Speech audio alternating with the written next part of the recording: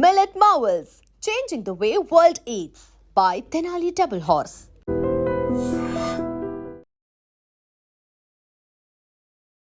Hi hello నమస్తే welcome back to iDream media.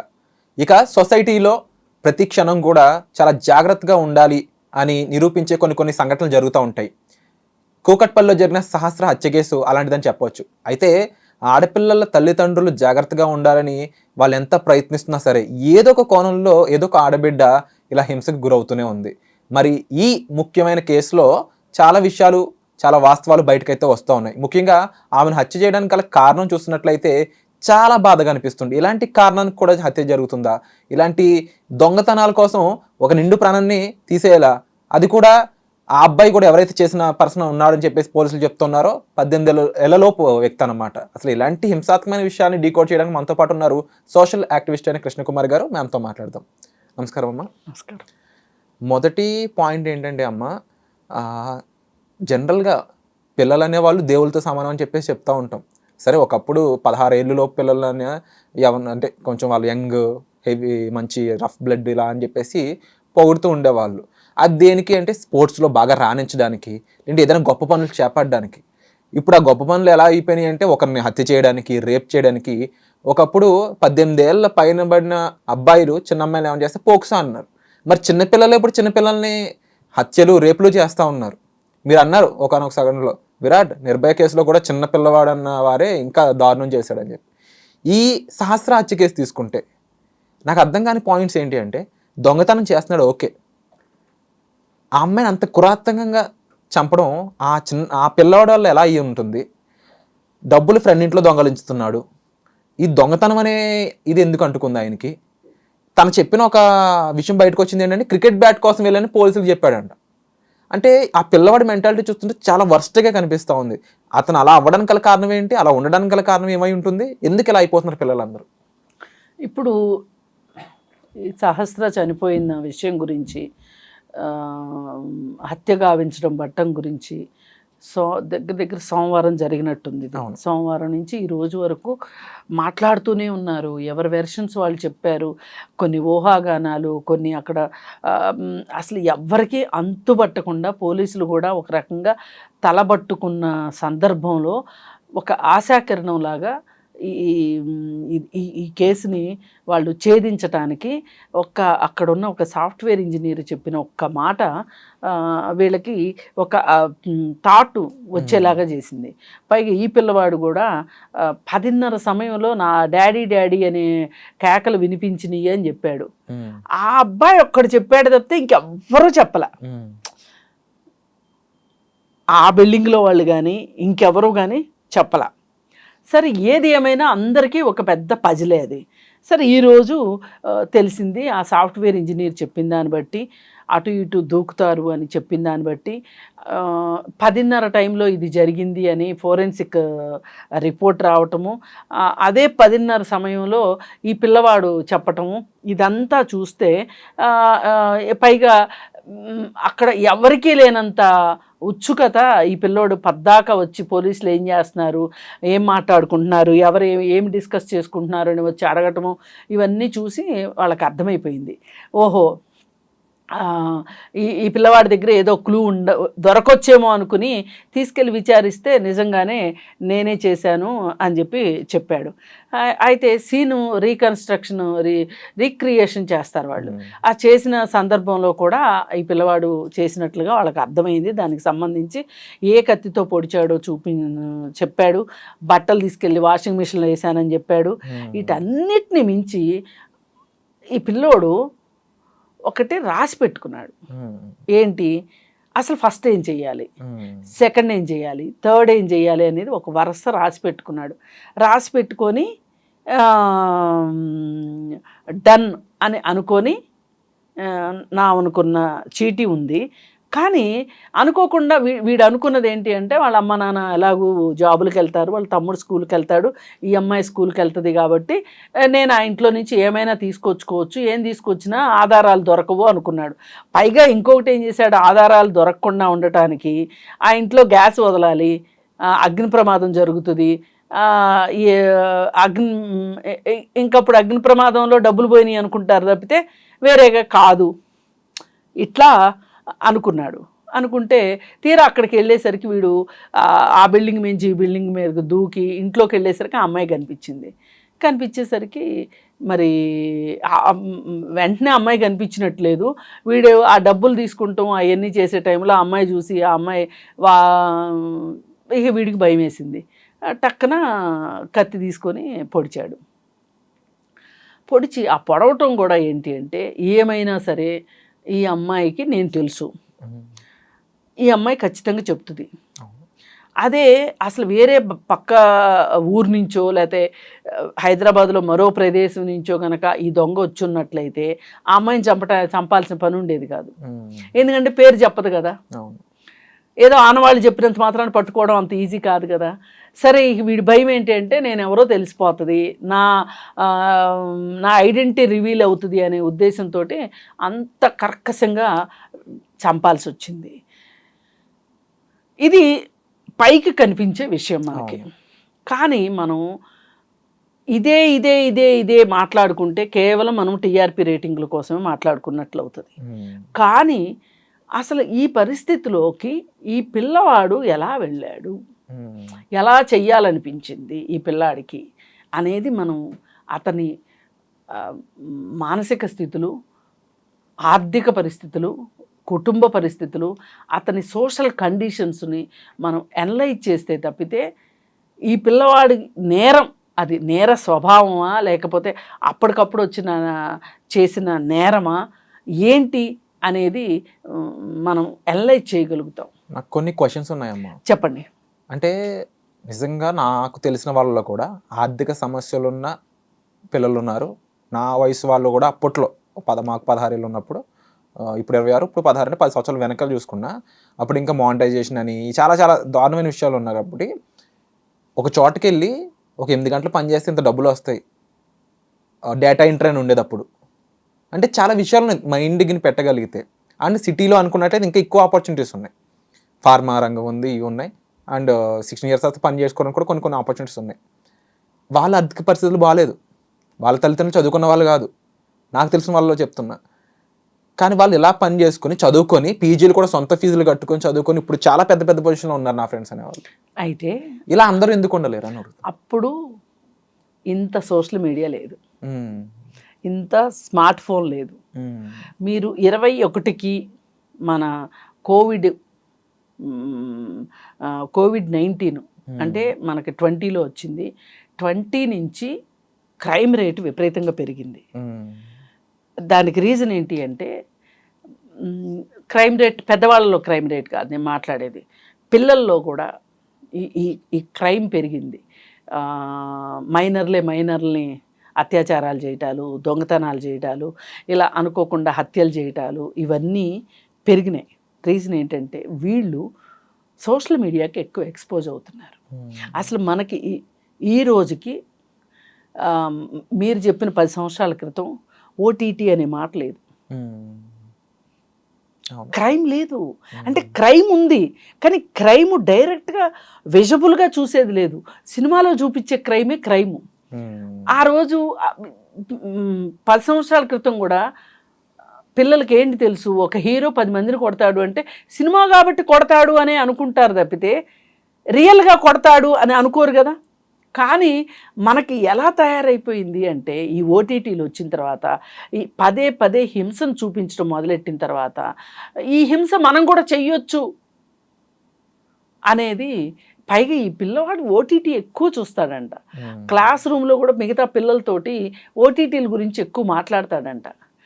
అసలు ఒకటి ఈ పిల్లవాడుకి ఒక అందమైన బాల్యం కాదు కానీ ఒక రీజనబుల్ బాల్యం కూడా లేదు, చైల్డ్హుడ్ లేదు. వాళ్ళ నాన్న తాగుతాడు, వాడు ఏమీ పని చేయడు, వాళ్ళ అమ్మ పని చేస్తుంది, ఇల్లంతా పోషిస్తుంది. వీడికి 2 అక్కలు ఉన్నారు. ఆ ఇంటి మొత్తానికి వాళ్ళ అమ్మ మూలస్తంభం, వాళ్ళ అమ్మ కష్టపడుతుంది. ఇంట్లో నిత్యం గొడవలు అవుతూ ఉంటాయి. తాగుబోతు మొగుడుంటే ఇంట్లో గొడవలు కాకుండా ఏం జరుగుతున్నాయి. వీడికి ఒక గందరగోళం ఉంది ఈ పిల్లవాడికి మనసులో. ఆ గందరగోళానికి ఆన్సర్స్ లేవు. ఏం చేయాలో లేదు. భవిష్యత్తు మీద ఆశ ఉందని కూడా నేను అనుకోను. ఏదో వాళ్ళ అమ్మ స్కూల్కి పంపిస్తుంది, స్కూల్కి వెళ్తున్నాడు, స్మార్ట్ ఫోన్ ఉంది, ఓటీటీలు చూస్తున్నాడు, నలుగురితో అక్కడే ఆలోచిస్తున్నాడు. ఒక ట్రాన్స్లో ఉన్నాడు ఆ పిల్లాడు అనిపిస్తుంది నాకు. అది ఆ పిల్లాడు ఆ 15 ఏళ్ల పిల్లల్లో ఉండాల్సిన మామూలు కుటుంబాల్లో ఉండే మనస్తత్వంలో అయితే ఆ పిల్లవాడు లేడు. మన చట్టాలు కూడా మారాల్సిన సమయం వచ్చిందంటారా? ఎందుకు ఈ పాయింట్ అడుగుతున్నానంటే, ఎక్కడో ఇప్పుడు మీరు అన్నట్టు ఈ ఓటీటీ వల్ల, గూగుల్ వల్ల కాస్త ఒకప్పుడు తెలుసుకోలేని ఇన్ఫర్మేషన్ ఇప్పుడు తెలుసుకోగలుగుతున్నారు. ఎంతో కొంత ఈ శిక్షలనో ఇవనో ఇండియాలో కాస్త వెసులుబాటు ఉంటుందనే విషయం అందరికీ తెలిసినప్పటికీ, ముఖ్యంగా ఈ ఏజ్ వైజ్ శిక్షలు అనేవి చాలా ఎక్కువ మందికి తెలివిగా క్రైమ్ చేయడానికి ఉపయోగపడుతున్నాయి అనడంలో ఎటువంటి డౌట్ లేదు నేను అంటాను. ముఖ్యంగా 18 లోపు, ఇప్పుడు 18 పైబడిన వ్యక్తి ఇదే పని చేస్తుంటే పోక్సో చట్టంలో ఆయనకి ఎలా శిక్షలు ఉంటాయో అందరికీ తెలుసు. కానీ ఇప్పుడు ఈ మైనర్ అనే బాలుడు ఇప్పుడు ఎంత శిక్ష పడినా 2 ఏళ్ళు మళ్ళీ వెనక్కి వచ్చేటట్టే కనిపిస్తూ ఉంది. అంత వాడికి తెలియదండి. ఓటీటీలు తెలిసినంతగా శిక్షల గురించి తెలిస్తే, నేరం గురించి తెలిస్తే తెలిసే అవకాశమే లేదు వీళ్ళకి. కానీ ఇప్పుడు ఈ సిచ్యువేషన్ వల్ల ఎక్కువ మందికి తెలిసేలా ఈ శిక్షలు పెడితే భయపడే ఛాన్స్ ఉందంటారా? అంటే ఇప్పుడు 18 years లోపు జేజే యాక్ట్ ప్రకారం జువైనల్ హోమ్కి వెళ్తాడు. 18 years తర్వాత బయటకు వస్తాడు. అయితే కొంతమంది అడుగుతున్నది ఏంటి అంటే, నేరం చేసిన స్థాయిని బట్టి శిక్షించండి కానీ వయసును బట్టి కాదు అని చెప్తున్నారు. ఇది కూడా కొంచెం ఆలోచించాల్సిన విషయమే. ఎందుకు ఆలోచించాల్సిన విషయం అంటే, మరి ఈ పిల్లవాడు రేపు 2 సంవత్సరాల తర్వాత 3 సంవత్సరాల తర్వాత బయటకు వచ్చిన తర్వాత ఆ మనస్తత్వం మారకపోతే, ఒక్కసారి జైలుకి వెళ్ళిన తర్వాత ఇంకెన్నిసార్లైనా వెళ్ళొచ్చు అనిపించింది అనుకోండి, ఏంటి పరిస్థితి? ఎంతమంది బలి కావాలి? ఇది కూడా ఆలోచించాల్సిన విషయమే. పైగా ఇంకొకటి, ఈ పిల్లవాడికి ఉన్న హక్కు ఏంటి అంటే, ఆ అబ్బాయికి ఉన్న ఇవాళ ఒక ప్రత్యేక అవసరం ఏంటి అంటే, అతను సంస్కరించబడటం. అతను సంస్కరించబడాలి, అది అతని హక్కు. ఇప్పుడు 14 ఏళ్ల లోపు 14 ఏళ్ల వరకు నిర్బంధ విద్యా విధానం ఎలా అయితే హక్కో, ఇప్పుడు అతను ఉన్న పరిస్థితిలో అతను సంస్కరించబడటం కూడా అతని హక్కు. మరి అతను ఎంతవరకు అతనికి అది ఈ గవర్నమెంట్లు ప్రొవైడ్ చేయగలుగుతాయి అనేది ఆలోచించాలి ఒకటి. రెండోది ఏంటంటే, అసలు ఇలాంటి నేరస్తులు తయారయ్యే, నేర మనస్తత్వం తయారయ్యే పరిస్థితుల్ని మనం అరికట్టకుండా ఈ నేరాలను అరికట్టలేము. మీరు ఏం చేసినా ఈ నేరాలు పెరుగుతూనే వెళ్తాయి తప్పితే. ఇప్పుడు నేను MSW చదువుకున్నా, దాంట్లో మాకు కేస్ స్టడీస్ గురించి, ఇండియాలో కేస్ స్టడీస్ గురించి మేము చదవాల. ఎందుకంటారు? మనం అసలు స్టడీ చెయ్యం కాబట్టి. ఒక నేరం జరిగింది అంటే ఒక నేరస్తుడు నేరంలో నేరస్తుడు ఉంటాడు. ఆ నేరస్తుడు ఏ సిచ్యువేషన్స్లో, నేను అతని మీద జాలితో కానీ లేకపోతే అతని వైపు మాట్లాడటం కోసం కూడా కాదు, ఒక నేరం ఎందుకు జరుగుతుంది, నేరాన్ని పురికొల్పగలిగే పరిస్థితులు ఏంటి అనేది మనం అంచనా వెయ్యిందే మనం ఏం చేస్తాం? మహా అయితే నేరం రుజువు అయితే జైల్లో పడేస్తాం, శిక్ష వేస్తాం. అంతేగాని నేరం ఎందుకు జరిగింది, ఆ కుక్కటి వేళతో దాన్ని పెకలించడం చేయం. దానికోసం ఏం చెయ్యాలి అనే ఆలోచన అసలు మన దగ్గర లేదు. దీనికి రీసెర్చ్ అండ్ అనాలిసిస్ జరగాలి, రీసెర్చ్ అండ్ డెవలప్మెంట్ జరగాలి. అలాంటిది ఏమి లేదు మన దగ్గర. అంటే ఇప్పుడు మీరు చెప్తున్నట్టు చూస్తే ఇవన్నీ అన్సాల్వ్డ్ ప్రాబ్లంగా మారడానికి గల కారణం ఈ రీసెర్చ్ చేయకపోవడం. అంటే ఒక రేప్ అనేది జరిగితే, అత్యాచారం జరిగిందండి, అత్యాచారం జరిగితే ఇప్పుడు మైనర్లని అత్యాచారాలు చేస్తున్నారు. అసలు ఈ పిల్లలు ఎందుకు చేస్తున్నారు? ఇప్పుడు ఒక 5-6 సంవత్సరాల క్రితం మైనర్లు అత్యాచారం చేయటం మనం వినలా. ఎందుకు అంటే కోవిడ్ అప్పుడు వీళ్ళందరికీ స్మార్ట్ ఫోన్లు ఇవ్వటం వల్ల, స్మార్ట్ ఫోన్లో చదువులు చెప్పటం వల్ల ఒక్క సంవత్సరం దరిద్రానికి ఇంత కష్టపడాల్సి వస్తుంది. పైగా తల్లిదండ్రులు కూడా ఈరోజు పిల్లలకి స్మార్ట్ ఫోన్లు ఇస్తున్నారు. ఇది మానాల్సిందే, ఈ విధానం మార్చాల్సిందే. పిల్లలకి ఏడిస్తే సెల్ ఫోను, తిండి తినాలంటే సెల్ ఫోను, నేను 1 గంట చదువుకుంటానంటే నన్ను 1 గంట సెల్ ఫోన్ చూసుకొని ఇవ్వాల్సిందే అని పిల్లలు బేరాలు పెట్టే పరిస్థితికి ఇవాళ సమాజం ఉంది అంటే తల్లిదండ్రులు ఇంత ఒక రకంగా కొన్ని సందర్భాల్లో వాళ్ళ తల్లిదండ్రులు నిస్సహాయాలుగా అవుతున్నారు. ఈ పరిస్థితికి అసలు ఈ స్మార్ట్ ఫోన్ల పైన నియంత్రణ కావాలి. ఓటీటీలు పైన నియంత్రణ కావాలి. ఓటీటీలకి అసలు ఏ మాత్రం సెన్సార్షిప్ కూడా లేకుండా ఓటీటీలు నడుస్తున్నాయి. దీని మీద ఒకళ్ళు కేసు వేస్తే సుప్రీంకోర్టులో జడ్జిలు దేవుంది, వాళ్ళు ఏమైనా చెప్తారు. ఆయన ఏం చెప్పాడంటే తెలివిగా స్వీయ నియంత్రణ ఉండాలి అని చెప్పాడు. ఎవరికి ఉండాలో చెప్పలే ఆయన. స్వీయ నియంత్రణ ఎవరికి ఉండాలి? మీకు ఉండొద్దా గవర్నమెంట్లకి? అసలు ఓటీటీలను అలా దేశం మీదకి ఈ సినిమాలను వదిలేయాల్సిన అవసరం ఏంటి? ఎందుకు వదిలేశారు? ఇది ఖచ్చితంగా డిబేటబుల్ సబ్జెక్ట్ అండి. ప్రభుత్వాలు కూడా ఆలోచించాలి, సమాజం కూడా ఆలోచించాలి, తల్లిదండ్రులు ఆలోచించాలి, స్కూల్స్ ఆలోచించాలి. ఇవన్నీ ఇప్పుడు స్కూల్స్లో ఖచ్చితంగా అది గవర్నమెంట్ స్కూల్ అయినా ప్రైవేట్ స్కూల్ అయినా కౌన్సిలర్స్ ఉండాలి, సైకాలజిస్టులు ఉండాలి స్కూళ్ళల్లో. ఒక టీచర్కి ఒక పిల్లవాడు కొంచెం తేడాగా ఉన్నాడు అనిపించిన పిల్లవాడినో పిల్లనో ఆ కౌన్సిలర్ దగ్గరికి పంపించాలి. పంపిస్తే వాళ్ళు మాట్లాడతారు, వాళ్ళ మనసులో ఏంది. ఇప్పుడు శ్రీ చైతన్య కాలేజీల్లోనూ నారాయణ కాలేజీల్లోనూ ఆత్మహత్యలు జరుగుతున్నాయి అంటే అక్కడ కౌన్సిలర్లు లేరు. ఇదంతా అబ్జర్వ్ చేస్తుంటే వ్యవస్థలో మార్పు రాకపోవడమే వీటన్నిటికీ కారణం అని చెప్పొచ్చు. అంతే, వ్యవస్థలో మార్పులు రాందే ఇలాంటి నేరాలు ఘోరాలు జరుగుతూనే ఉంటాయి. మనం ఇలా మాట్లాడుకుంటూనే ఉంటాము. అంతకు దీనికి సొల్యూషన్ కావాలి అంటే వ్యవస్థాగతమైన మార్పులు రావాలి, కుటుంబాల్లో పరిస్థితులు మారాలి. ఆ తండ్రి చేసిన అది ఈరోజు అది డైరెక్ట్గా కనిపించకపోవచ్చు. ఈ నేరంలో ఆ తండ్రిదే ప్రధాన పాత్ర, ఓటీటీలదే రెండో పాత్ర. అసలు ఆ తండ్రి అలా తాగుబోతులాగా అయిపోతే ఆ పిల్లలు ఏం నేర్చుకుంటారు ఆ ఇంట్లో చూసి? పెంపకం అయి ఉండొచ్చు, లేకపోతే మీరు చెప్తున్న అడ్రస్ చేస్తున్న విషయాలు ఒక పక్కన. అంటే ముఖ్యంగా ఈ ఎపిసోడ్లో ఈ సంఘటన గురించి వివరాలు తెలుసుకున్నాం. ఇలాంటి శిక్షలో అనే దానికంటే కూడా ఏం చేస్తే పరిస్థితులు మారుతాయని తెలుసుకున్నాము. దాంతోపాటుగా ముఖ్యంగా వ్యవస్థ తన సైడ్ నుంచి ఎటువంటి మార్పులు తీసుకొస్తే ఇవి కాస్త బెటర్ అవుతాయి. ఒకటండి, ఆ పిల్లవాడిని తల్లిదండ్రులు పట్టించుకోవాలి అనుకుంటున్నాము. అన్నీ పట్టించుకోవాల్సిన తండ్రి ఏమో తాగి పడుకుంటున్నాడు, తల్లి ఏమో కుటుంబం నడపడానికి ఇల్లు తిరిగి పనులు చేసుకుంటుంది. మరి అలాంటప్పుడు అసలు ఈ పిల్లవాడు ఎలా ఉన్నాడు, ఈ పిల్లవాడు ఏమవుతాడు అనేది ఎట్లా ఎవరు మానిటర్ చేయాలి ఈ పిల్లోడిని? ఇప్పుడు ఈ పిల్లోడిని మానిటర్ చేయాలంటే వాళ్ళ అమ్మ ఇంట్లో కూర్చోవాలి. ఇప్పుడు ఆ మధ్య ఒక మైనర్ బాలిక మీద మైనర్ బాలురు అత్యాచారం చేస్తే అమ్మాయి గర్భవతి అయితే ఆ గర్భాన్ని టెర్మినేట్ చేయించడానికి అని చెప్పి కోర్టులో కేసు వేస్తే సోషల్ యాక్టివిస్టులు జడ్జి అడుగుతాడు, ఏమి పిల్లకి 5వ నెల వచ్చే వరకు తల్లికి ఎలా తెలియలేదు అని. తండ్రి లేకపోతే ఇంటిని పోషించుకుంటానికే కష్టపడుతుందా? ఈ పిల్లకి ఏం జరుగుతుంది ఏమవుతుంది అనేది చూసుకుంటమే సరిపోతుందా? మరి 6 మంది 7 మంది అబ్బాయిలు కలిసి చేశారు ఇది. ఆ 7 మంది 6 మంది తల్లిదండ్రులు ఏం చేస్తున్నారనే ప్రశ్న రాలా. చాలా ఈజీగా ఆ ఆడపిల్ల తల్లి మీద ఆయన మాట్లాడగలిగాడు. అంటే మనము సమస్య ఒక చోటు ఉంటే మనం ఇంకొక చోట ఆలోచిస్తున్నాం. రోగం ఒకటైతే మందు ఇంకొకటి వేస్తున్నాం. ఈజీగా ఇవాళ మాట్లాడేస్తున్నామండి, రేపు కూడా బజ్ ఉందంటే మాట్లాడుకుంటాం, కొంతకాలం తర్వాత ఆగిపోతుంది, ఎల్లుండి ఇంకోటి వస్తుంది మాట్లాడతాం. ఏమైంది అసలు సహస్ర కేసు అంటే ఎవరు మాట్లాడతారు చెప్పండి? Prevention is better than cure అనే ఒక మాట ఉంటుంది, స్టేట్మెంట్.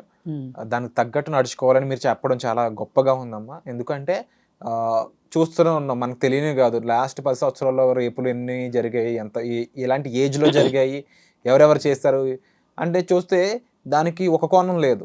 మీరు చెప్పినట్టు ప్రతి కోణంలోనూ ప్రతి సిచ్యువేషన్ జరుగుతూనే ఉన్నాయి. అవును, కానీ మీరు చెప్పినట్లు prevention is better than cure అన్న విధంగా మనలో మార్పు రావాలి, వ్యవస్థలో మార్పు రావాలి, ప్రతి ఒక్కరిలో మార్పు రావాలి, ఒక బెటర్ సొసైటీ వైపు మనం అడుగేయాలని కోరుకుందాం.